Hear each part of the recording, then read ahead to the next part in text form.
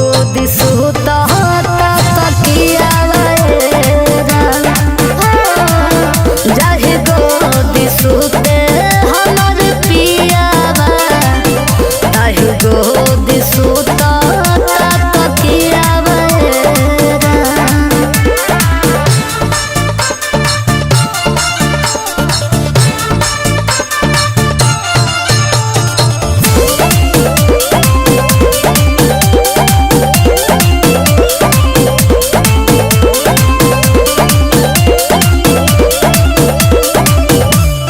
याद बढ़िया करे जगह जहिया से गए बड़े नींदियो न आवे यही से अखिया ललाई लगता दुनिया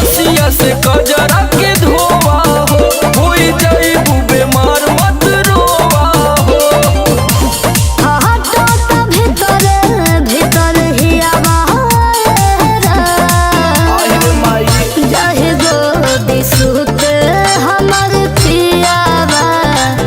ताहि गोदी सुता तकिया जाहि गोदी सुते हमर पियावा ताहि गोदी सुता तकिया घबरा जिन भौजी फिर अपन जगहिया ली है।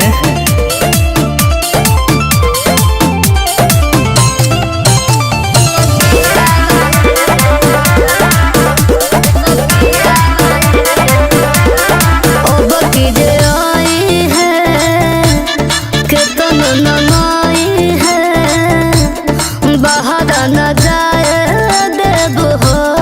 भोले न कमाई है ये बहरा जाए चाहला मजबूरी बा मजबूरी बा जिम्मेदारी होला बड़ा का कले सवा हो पेट पर दा छोड़ाई देला दे सवा हो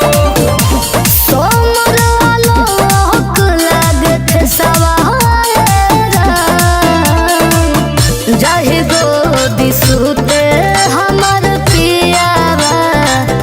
ताहि गोदी सुता तकिया जाहि गोदी सुते हमर पियावा ताहि गोदी सुता तकिया तू तो उनके याद में बिरहीन हो गइल बाड़ू ए भौजी।